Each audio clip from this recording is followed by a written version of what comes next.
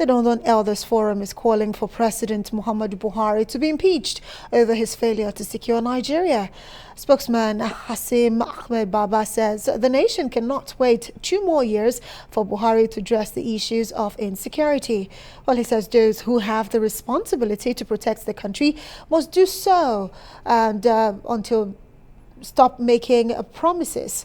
Baba says partisanship is now so pronounced that lawmakers think they serve the president rather than the people of Nigeria. Well, that's not the only group challenging Buhari. A coalition of 120 civil society organizations have told the president to take action or resign. For more on this, we're being joined by Abiodun Baiyewu, who is the Executive Director of Global Rights. Good evening and welcome to Newsnight. Good to have you here tonight. Yeah, thank you so much for being here. All right, so please help us understand, when you giving are you giving an ultimatum to Mr. President to solve the problem or resign, or there's no ultimatum, it's just a case of advising him? This is an ultimatum, and the first advisory had come in February when 75 NGOs had signed that statement asking the president to sit up or ship out. Apparently, that notice wasn't taken seriously. As you've seen, we've experienced a sharp rise in insecurity in the country even since then. We've lost well over 2,300 citizens to mass atrocities in that period, and a good chunk of them as security agents. If the president will not fulfill his role as Commander-in-Chief of the Armed Forces, he might as well resign and let us elect a more credible, a more empowered Commander-in-Chief of the Armed Forces, and be sure that the constitutional duties of ensuring the security and welfare of all Nigerians, as enshrined by the Constitution, is fulfilled.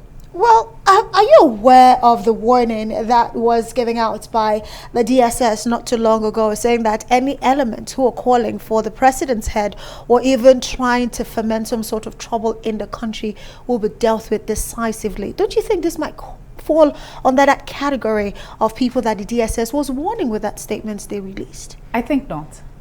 We're occupying the office of the citizen. But you're calling for the president to step aside. We're calling for the president to step aside if he will not fulfill his constitutional duty. The ground norm in Nigeria is the Constitution. Not even the president or the armed forces are above the Constitution. As a matter of fact, their allegiance is to the state through the Constitution of Nigeria.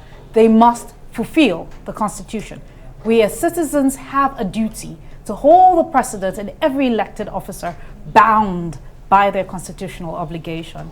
This is a call to nationhood and not a call for just for the president to leave.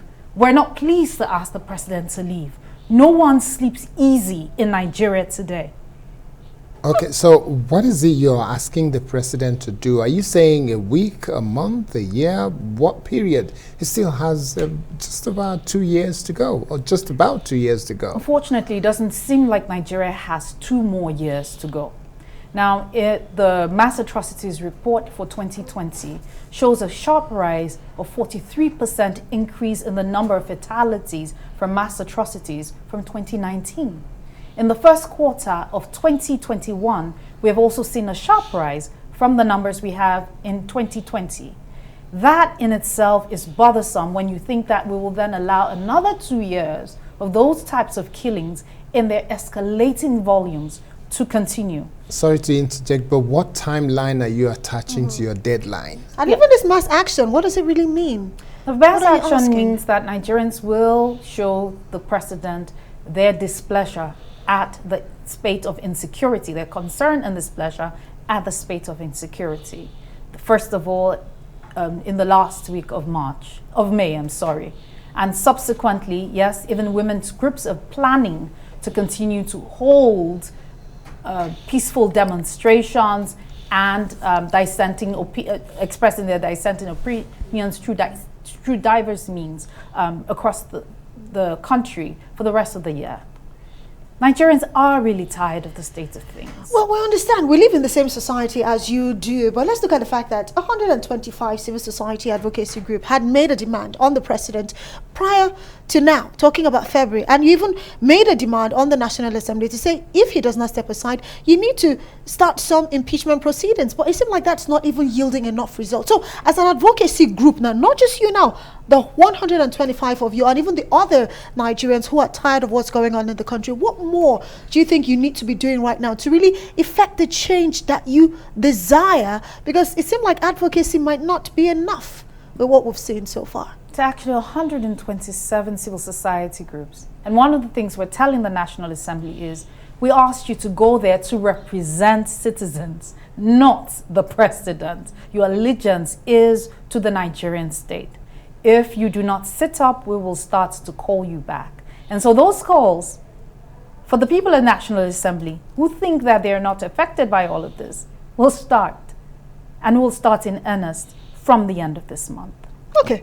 The ultimatum in February, it didn't yield the results you desired. What is the guarantee that this time around it might work? Because this time around, the February was an advisory. You need to sit up or we need to take more action. Hoping that the president will indeed begin to sit up. Hoping that the National Assembly will indeed begin to sit up. As you and I have seen, that has not happened. The Nigerian state, our integrity, our national cohesion is above individuals. And this we must protect in as civil society and as everyday citizen. We cannot afford to fail our country any further than this. So if we're not seeing any action from the presidency or from the president himself, because at times the pressing of the president is taking away from the so-called presidency. So if we don't get any response from there and the National Assembly will not do anything about the president, what next? The Constitution actually provides for moves for the impeachment of even the president. No, the National Assembly will not do that. So the National Assembly will not do that. I've just said we'll start to call them back to their constituencies. We'll start procedures with them. So I think it's time that they realize this is not just about the president, that they are failing us as our representative at the federal level. And it's not just, and let me be clear about this, it's not just about the federal level, that our state governments are also failing us, and that they will start to feel the heat from their state as well. So what are you going to do about the state governors? Well, you're going to start to see a lot of protests against the state governors as well that are not speaking truth to power at the federal level and are also not speaking to protect their own people. I'm really concerned. You know, listening to you, you're very convinced that this will work, but we've seen more than one pressure being put on the president, not just now, even prior to the 2019 elections, as it has to do with insecurity. He still got re-elected, and here we are still having this conversation. So in a minute moving forward, imagine Mr. President is watching. What are you going to say to him right now to address what you are demanding? First of all, Mr. President, let's be clear about this. You're not the enemy. The enemies of Nigeria, you have a constitutional duty to protect Nigerians from the enemies of Nigeria. We elected you as president because we thought you had capacity to do that. If you do not fulfill then the mandate which we have given to you to ensure an end to corruption, an end to insecurity in Nigeria, and to ensure the cohesion of Nigerians, we will be forced, very painfully, because this is not an easy decision to make, to ask for you to leave. We'll have to say thank you so much, Baiyewu. Thank you so much, Abiodun, for being here with us tonight in the studio. And of course, we feel the pain. All of us, we see all of this insecurity rife in our country from every geopolitical zone. And of course, we're calling an end to it. Thank you so much for being here.